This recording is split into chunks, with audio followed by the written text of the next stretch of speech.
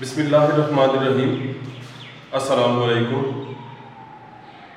تدریس اردو کے سلسلے میں اردو لازمی 11ویں جماعت کے آج کے اس لیکچر کے ساتھ عدنان خان آپ سے مخاطب ہے۔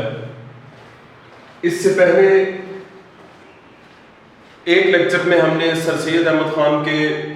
تعارف، دوسرا لیکچر اپنی مدد آپ اور تیسرا لیکچر بھی اپنی مدد آپ کے مضمون پر مشتمل تھا۔ آج کے اس لیکچر میں اس مضمون کا اگلا حصہ جو تیسرے لیکچر کے بعد شروع ہوتا ہے، ہم اس کی طرف جائیں گے، اور اس طرف بڑھنے سے پہلے پچھلے 2 لیکچرز کا خلاصہ آپ کے سامنے پیش کیا جاتا ہے۔ ہم اس سے پہلے اپنی مدد آپ، جس کا آغاز سر سید احمد خان نے خدا ان کی مدد کرتا ہے جو آپ اپنی مدد کرتے ہیں، اس آزمودہ مقولہ سے کیا۔ یہ ایک آزمائی ہوئی بات ہے کہ خدا ہمیشہ انہی لوگوں کی مدد کرتا ہے جو آپ اپنی مدد کرتے ہیں۔ اس کے بعد سر سید احمد خان ہمیں یہ بتاتے ہیں کہ اپنی مدد آپ کا جوش اور جذبہ جب کم پڑ جائے تو انسان کی اصلی چمک دمک جو کہ عزت اور غیرت ہے وہ مٹ جاتی ہے، اور نتیجتاً وہ فرد افراد کی نظر میں، گروہ دوسرے گروہ کی نظر میں، اور قوم اقوام کی نظر میں ذلیل اور بے عزت ہو جاتی ہے۔ مزید آگے چلتے ہوئے سر سید احمد خان ہمیں ایک نیچر کا قاعدہ بتاتے ہیں، اور یہ کہتے ہیں کہ جس طرح سے پانی خود اپنی پنسال میں آ جاتا ہے، بالکل اسی طرح عمدہ رعایا پر عمدہ حکومت ہوتی ہے، جاہل اور ناتربیت یافتہ رعایا پر ویسے ہی اکھڑ حکمران حکومت کرتے ہیں۔ اب یہی وجہ ہے کہ قومی ترقی کا انحصار اور قومی ترقی کا دار و مدار شخصی عزت، شخصی محنت، شخصی ایمانداری اور شخصی ہمدردی پر ہے۔ بالکل اس کے برعکس کسی بھی قوم کے زوال کا باعث بننے والی جو خرابیاں ہوتی ہیں وہ کون سی ہوتی ہیں؟ شخصی سستی، شخصی بے ایمانی، شخصی خود غرضی اور شخصی بے عزتی۔ یعنی افراد کے ہاتھوں میں ہے اقوام کی تقدیر، ہر فرد ہے ملت کے مقدر کا ستارہ۔ جیسا مجموعی چال چلن کسی قوم کے افراد کا ہوگا، اسی کے موافق، اسی کے مطابق اس قوم کی ترقی اور اس قوم کی تنزلی یعنی زوال کا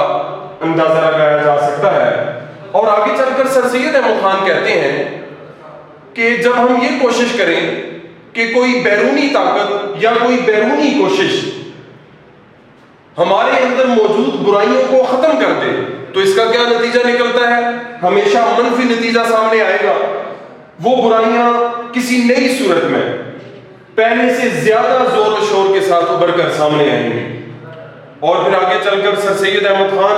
ہمیں یہ بتاتے ہیں کہ حقیقی معنوں میں غلام کسے کہا جاتا ہے، غلام کے اصلی معنی کیا ہے۔ اور سر سید کے نزدیک حقیقی غلام وہ نہیں جسے کسی ظالم آقا نے خرید لیا ہو اور اپنے ماتحت رکھا ہو اور اس کی آزادی کو ختم کر دیا ہو، بلکہ سر سید یہ کہتے ہیں کہ حقیقی معنوں میں غلام وہ ہے جو بد اخلاقی اور خود غرضی میں مبتلا ہو جائے، جو جہالت اور شرارت کا متی ہو، جو اپنی خود غرضی میں مبتلا ہو جائے اور جو قومی ہمدردی سے بے پرواہ ہو جائے۔ سر سید احمد خان کے نزدیک حقیقی غلام اور اصلی غلام وہ ہے۔ مزید آگے چل کر سر سید احمد خان ہمیں کیا کہتے ہیں اپنی مدد آپ کے حوالے سے؟ اب ہم صفحہ نمبر 4 کی آخری سطر سے شروع کرتے ہیں۔ اس سے پہلے کے 3 لیکچرز میں ہم یہاں تک کام کر چکے تھے۔ آج کا لیکچر صفحہ نمبر 4 کی آخری سطر سے شروع ہوا چاہتا ہے، جس پر ہم پہلے بھی بات کر چکے ہیں۔ سر سید یہ کہتے ہیں کہ اگر کوئی قوم یہ سوچے کہ اس کی ترقی اور اصلاح کا دار و مدار حکومت پر ہے، یعنی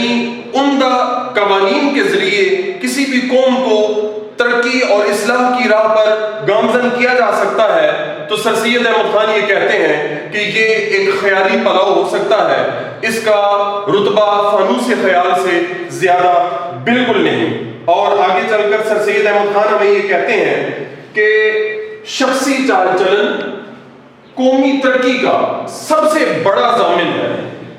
یعنی اگر کسی قوم کے افراد اپنے شخصی چال چلن کو درست کر لیتے ہیں اور اپنے شخصی چال چلن میں محنت، عزت، ایمانداری اور ہمدردی جیسی خوبیاں پیدا کر لیتے ہیں، تو یہ شخصی چال چلن کا بہتر ہو جانا ہی قومی ترقی کی سب سے بڑی ضمانت ہے۔ کسی قوم کے افراد کی شخصی حالتوں کا بہتر ہو جانا اس قوم کی ترقی اور اصلاح کی سب سے بڑی ضمانت ہے۔ اور مزید آگے چل کر جان اسٹیورٹ مل کا قول سر سید احمد خان ہمیں یہ کہتے ہیں، جو ایک بہت بڑا دانا اور حکیم گزرا ہے، اس کا کہنا کیا ہے؟ وہ یہ کہتے ہیں کہ ظالم اور خود مختار حکومت بھی زیادہ خراب نتیجے نہیں پیدا کر سکتی اگر اس کی رعایا میں شخصی اصلاح اور شخصی ترقی موجود ہے، اور جو چیز کے شخصی اصلاح و شخصی ترقی کو دبا دیتی ہے در حقیقت وہی شے اس کے لیے ظالم و خود مختار گورنمنٹ ہے، پھر اس شے کو چاہو جس نام سے پکارو۔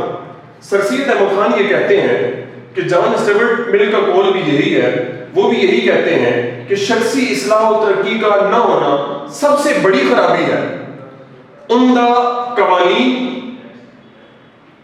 اس قدر اثر انداز نہیں ہوتے جس قدر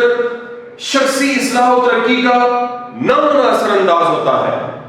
مزید آگے چل کر یہ کہتے ہیں کہ اس مقولہ پر میں اس قدر اور زیادہ کرتا ہوں کہ جہاں شخصی اصلاح و شخصی ترقی مٹ گئی یا دب گئی، وہاں کیسی ہی آزاد اور عمدہ گورنمنٹ کیوں نہ قائم کی جائے، وہ کچھ بھی عمدہ نتیجے پیدا نہیں کر سکتی جب تک کسی قوم کے افراد میں شخصی چال چلن کو بہتر کرنے کی طرف رجحان نہیں پایا جائے گا۔ عمدہ انتظام یا عمدہ حکومت کسی بھی طرح کے بہتر نتائج پیدا نہیں کر سکتی۔ مزید آگے چل کر سر سید احمد خان ہمیں یہ کہتے ہیں کہ خضر کی تلاش یا گورنمنٹ کی فیاضی، اگر ہم انسان کی قومی ترقی کی نسبت ہم لوگوں کے یہ خیال ہے، اگر ہم یہ خیال کریں کہ کوئی خضر مل جائے، گورنمنٹ فیاض ہو اور ہمارے سب کام کر دے، اس کے یہ معنی ہے کہ ہر چیز ہمارے لیے کی جاوے اور ہم خود نہ کریں۔ اگر ہم خضر کی تلاش میں مصروف ہو جائیں، خضر سے مراد یہاں خضر روایتاً کہا جاتا ہے، ایک ایسے پیغمبر ہیں جنہوں نے آب حیات پی لیا اور انہیں ہمیشہ ہمیشہ کے لیے زندگی عطا کر دی گئی ہے۔ آب حیات کہا جاتا ہے ایسے پانی کو جو زندگی بخش دیتا ہے، یعنی جس کو پی لینے کے بعد انسان پر کبھی موت واقع نہیں ہوتی۔ تو ایک ایسی شخصیت جس کے بارے میں یہ روایت ہے، اور ان کا کام یہ رہنما ہے، یہ راہبر ہے۔ یہاں اس سے مراد یہ ہے کہ کسی قوم کے افراد خضر کی تلاش میں مصروف رہیں، وہ کسی خضر کو تلاش کرتے رہیں کہ کوئی آئے گا اور وہ ہمارے سارے کام کر دے گا، وہ ہمیں بازو سے پکڑ کر کامیابی کی طرف لے جائے گا اور وہی ہماری کامیابی اور کامرانی کے لیے سارے کام کرے گا۔ یا اس کے ساتھ ساتھ ہم اگر یہ سوچیں کہ گورنمنٹ فیاضی کا مظاہرہ کرے، سخاوت کا مظاہرہ کرے، دریا دلی کا مظاہرہ کرے، یعنی گورنمنٹ ہمارے سارے کام کر دے، ایسا ممکن نہیں۔ ایسا کرنے سے کیا ہوگا؟ سر سید یہ کہتے ہیں یہ ایسا مسئلہ ہے، اگر اس کو ہادی اور رہنما بنایا جاوے تو تمام قوم کی دلی آزادی کو برباد کر دے اور آدمیوں کو انسان پرست بنا دے۔ سر سید کہتے ہیں جب ہم خضر کی تلاش میں مصروف ہو جائیں گے یا گورنمنٹ پر انحصار کریں گے تو نتیجہ کیا نکلے گا؟ یہ خیال قوم کی دلی آزادی کو برباد کر دے گا، انسان بے امنی کا شکار ہو جائے گا، اور اس کا نتیجہ کیا نکلے گا کہ انسان پرستی پیدا ہو جائے گی۔ اس سے مراد یہ ہے کہ انسان قوت اور طاقت کی پوجا کرنے لگے گا، اور یہ سفر چلتا ہوا دولت کے پجاری تک انسان کو لے جاتا ہے۔ اور یہی وجہ ہے کہ سر سید احمد خان کہتے ہیں کہ جب ہم دوسرے پر انحصار کرتے ہیں، جب کسی دوسرے کو ہم اپنا سہارا تصور کرتے ہوئے خود بے امنی کا شکار ہو جاتے ہیں، تو یہ اس بات کے مترادف ہے کہ ہم طاقت کی، قوت کی پرستش کرتے ہیں، قوت کی پوجا کرتے ہیں۔ یعنی کوئی آدمی اپنی طاقت اور اپنی قوت سے ہمارے سارے کام کر دے گا، اور ہم بنیادی طور پر اس انسان کی قوت اور طاقت کی پوجا کریں گے۔ اور اس کا سر سید یہ کہتے ہیں اس کے نتائج انسان کو ایسا ہی حقیر بنا دیتے ہیں جیسے کہ صرف دولت کی پرستش سے انسان مقید و ذلیل ہو جاتا ہے۔ نتیجہ کیا نکلے گا؟ انسان ذلیل اور رسوا ہو جائے گا، انسان قید ہو جائے گا، انسان پابند ہو جائے گا۔ مزید آگے چل کر یہ کہتے ہیں، اب جب دولت کے حوالے سے بات کرتے ہیں، دولت کی پوجا کے حوالے سے بات کرتے ہیں، تو کیا کہتے ہیں؟ کہتے ہیں جیسے لکشمی کی پوجا کرنے والے، لکشمی کہا جاتا ہے ہندوؤں کے ہاں دولت دینے والی دیوی کو، جو دولت عطا کرنے والی دیوی ہے اس کو لکشمی کہا جاتا ہے۔ اور جس طرح ایک انسان اس دیوی کی ہمہ وقت پوجا میں مصروف رہے، آپ اس کو کس نظر سے دیکھیں گے کہ یہ ایک دیوی جس کی ایک انسان پوجا کرتا ہے، پرستش کرتا ہے، اس کی کیا قدر و منزلت باقی رہے گی باقی تمام افراد کی نظر میں۔ کہتے ہیں بے انتہا دولت رکھتے ہیں انسانوں کو کچھ قدر و منزلت کے لائق گنے جاتے ہیں۔ سوال پوچھتے ہیں کہ آپ اس آدمی کو جو دولت دینے والی دیوی کی پوجا کرتا ہے اس کو کس نظر سے دیکھتے ہیں؟ کیا آپ کی نگاہوں میں اس شخص کی کوئی قدر و منزلت ہے جو ہاتھ پر ہاتھ دھرے بیٹھا رہتا ہے اور دولت عطا کرنے والی دیوی کی پوجا میں مصروف رہتا ہے، یا کسی دوسرے پر انحصار کرتا ہے، یا خضر کی تلاش میں مصروف رہتا ہے؟ سر سید کے ہاں یہ ساری باتیں بے سود ہیں، یہ سب خیال بیکار ہیں۔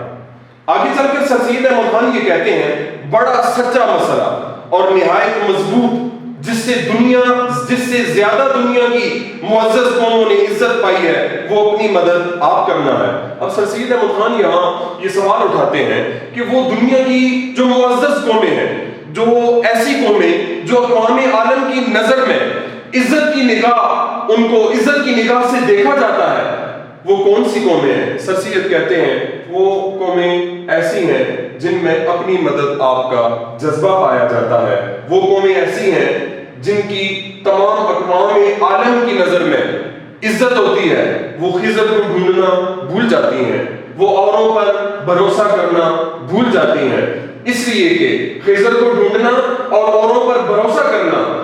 انسان کی بربادی کا سامان ہے، اور اپنی مدد آپ تمام بدیوں کی بربادی ہے، تمام بدیوں خرابیوں کا خاتمہ ہے۔ جب انسان اپنی مدد آپ کے جذبے سے سرشار ہو کر عملی میدان میں کچھ کر دکھانے کی جرت اور حوصلے کے ساتھ ثابت قدمی سے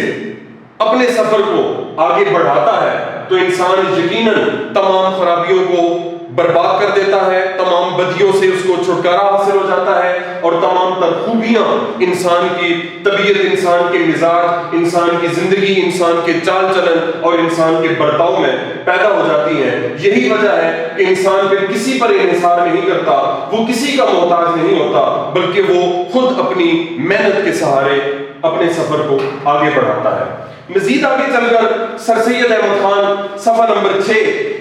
ولیم ڈراگن کے اصول کا مفہوم بیان کرتے ہوئے میں یہ کہتے ہیں کہ ولیم ڈراگن نے ڈبلن کی نمائشگاہ دستکاری میں کیا کہا تھا؟ کہتے ہیں جس وقت میں آزادی کا لفظ سنتا ہوں اسی وقت مجھ کو میرا ملک اور میرے شہر کے باشندے یاد آتے ہیں۔ ہم اپنی آزادی کے لیے بہت سی باتیں سنتے آئے ہیں، مگر میرے دل میں بہت بڑا مضبوط یقین ہے کہ ہماری محنت، ہماری آزادی ہمارے اوپر منحصر ہے۔ میں یقین کرتا ہوں کہ اگر ہم محنت کیے جائیں اور اپنی قوتوں کو ٹھیک طور پر استعمال کریں تو اس سے زیادہ ہم کو کوئی موقع یا آئندہ کی قوی توقع، مضبوط توقع اپنی بہتری کے لیے نہیں ہے۔ استقلال اور محنت کامیابی کا بڑا ذریعہ ہے۔ اگر ہم ایک دلی ولولے اور محنت سے کام کیے جائیں گے تو مجھے پورا یقین ہے کہ تھوڑے زمانے میں ہماری حالت بھی ایک عمدہ قوم کی مانند آرام و خوشی و آزادی کی ہو جائے گی۔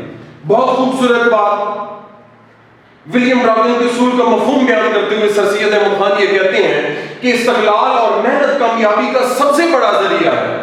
اگر کوئی قوم، کوئی فرد کامیابی حاصل کرنا چاہتا ہے تو اس کے لیے استقلال، مستقل مزاجی کے ساتھ مسلسل محنت کامیابی کا بڑا ذریعہ ہے۔ یہی وجہ ہے کہ ولیم رابن نے یہ کہا کہ ہماری محنت، ہماری آزادی ہمارے اوپر منحصر ہے۔ اس بات کا انحصار خود ہماری اپنی ذات پر ہے کہ ہم اپنی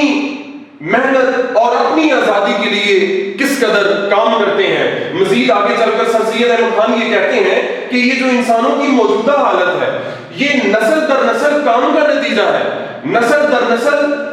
ہمارے آباء و اجداد نے کام کیا، ہر شعبے سے متعلق کام اور ترقی اس سے مراد ہے۔